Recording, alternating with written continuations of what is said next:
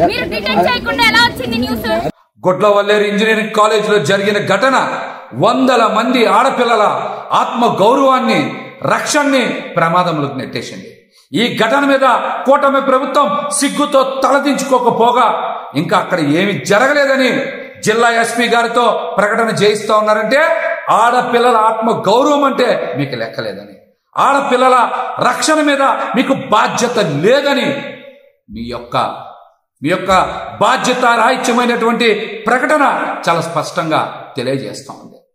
వందల మంది విద్యార్థులు నేటి నుంచి పెద్ద ఎత్తున ధర్నాలు చేస్తూ ఉంటే, నిరసన తెలియజేస్తూ ఉంటే ఏమీ జరగలేదని జిల్లా ఎస్పీ గారితో మీరు ప్రకటన జారీ చేయించారంటే ఇది ఎంత దుర్మార్గం.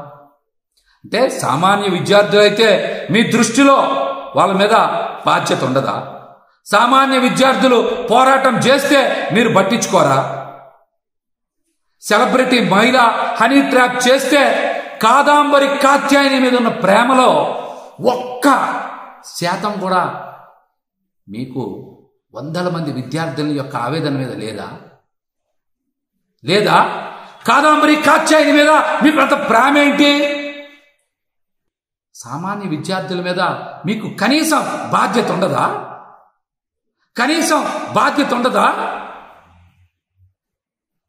అన్యాయం ఎవరికి జరిగినా ఒకేలా స్పందించాలి. కాత్యాయని గారికి అన్యాయం జరిగితే విచారణ చేయండి, కానీ వందల మంది విద్యార్థులకు అన్యాయం జరిగితే స్పందించే తీరిదా? మంత్రి నారా లోకేష్ గారికి ట్విట్టర్ వేదికగా వారి ఆవేదనని నిన్న రాత్రి తెలియజేస్తే ఈ రోజు ఉదయం వరకు స్పందించడానికి, వారికి న్యాయం చేయడానికి నారా లోకేష్ గారికి తీరిక లేదా? విచారణ జరిపిస్తామంటున్నారు, అక్కడ వందల వీడియోలు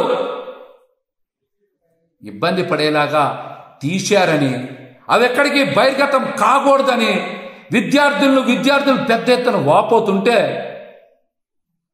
విచారణ చేస్తామంటున్నారేంటి? ఇది మీకు అంత అర్జెంట్ అనిపిస్తలేదా? ఈ ఘటన మీకు అంత ప్రాముఖ్యం అనిపించట్లేదా? కాదాంబరి కాత్యాయని ఘటనే మీకు అంత ఇంపార్టెంటా? వందల మంది విద్యార్థులు జీవితంతో చెలగాటం జరుగుతూ ఉంటే స్పందించే తీరు ఇదా? శ్రావణ శుక్రవారం నాడు వందల మంది విద్యార్థుల ఆత్మ గౌరవం తిబ్బతింటూ ఉంటే ప్రభుత్వం ఈ రకంగా స్పందించేది? ఈ ఘటనకి నైతిక బాధ్యత వహించి ఇంతవరకు సరైన రీతిలో స్పందించకుండా, విద్యార్థుల భద్రతని పట్టించుకోకుండా అలసత్వం ప్రదర్శించినటువంటి హోంశాఖ మంత్రి అనిత గారు ఈ ఘటనకు బాధ్యత వహిస్తూ తక్షణమే రాజీనామా చేయాలి. ఎవరైనా సరే. అదేవిధంగా పవన్ కళ్యాణ్ గారు కూడా అనేక సందర్భాల్లో ఎన్నికల ముందు మాట్లాడారు. ఆడపిల్లల వైపు కన్నెత్తి చూడాలంటే భయపడాలి ప్రభుత్వం వచ్చాక అన్నారు. ఈ రోజున మీరు చూస్తూ ఉన్నారు, కూటమి ప్రభుత్వం వచ్చాక ఆడపిల్లల మీద ఎన్ని అగాత్యాలు జరిగాయో, ఎన్ని అత్యాచారాలు జరిగాయో. మతి స్థిమితం లేని ఆడపిల్లలను కూడా ఈ ప్రభుత్వంలో మరి కామాంధులు వదలటం లేదంటే వాళ్ళకి చట్టం మీద కాదు, ఈ ప్రభుత్వం ఏమీ చెయ్యదనేటువంటి ధైర్యం వచ్చేసింది, మీరు శిక్షించరనేటువంటి నమ్మకం వచ్చేసింది. అందుకనే ఇష్టానుసారం ఆడపిల్లల మీద అఘాయిత్యాలు అత్యాచారాలు చేస్తూ ఉన్నారు. పిఠాపురంలో శ్రావణ శుక్రవారం నాడు అక్కడ పసుపు కుంకం చేరిచ్చారు కదా పవన్ కళ్యాణ్ గారు. మరి గుడ్లవల్లేరు ఘటన మీద మీరు ఎందుకు స్పందించలా?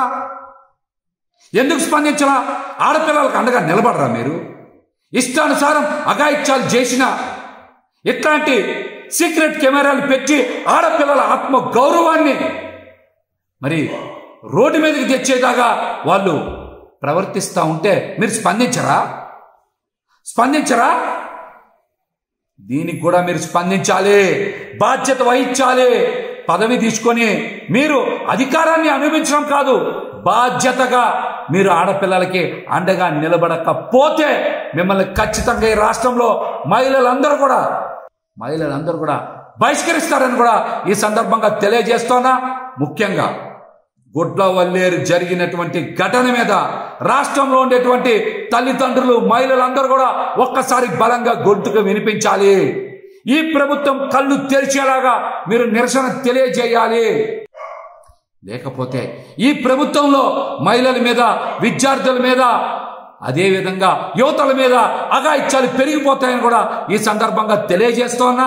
అదేవిధంగా జగన్మోహన్ రెడ్డి గారు కూడా మరి మహిళల రక్షణ కోసం దిశ చట్టం తెచ్చారు. దిశ పోలీస్ స్టేషన్ని ఏర్పాటు చేశారు. మీరేం చేశారు? మహిళల భద్రతని, ఆడపిల్లల భద్రతని గాలికి వదిలేసి జగన్మోహన్ రెడ్డి గారు తీసుకొచ్చినటువంటి దిశ పోలీస్ స్టేషన్ల పేరు మార్చి మహిళా పోలీస్ స్టేషన్లని పెడతా ఉన్నారు. ఇంతకన్నా మీరు చేసేది ఏమైనా ఉందా? పేరు మారిస్తే మీకు పేరు వస్తుంది అనుకుంటే అది పొరపాటు అవుతుంది. జగన్మోహన్ రెడ్డి గారు లాగా మీరు కూడా మహిళల రక్షణ కోసం కట్టుదిట్టమైనటువంటి ఏర్పాట్లు చేయాలి. దిశ చట్టాన్ని కొనసాగించాలి. దిశ పోలీస్ స్టేషన్లని కొనసాగించాలి.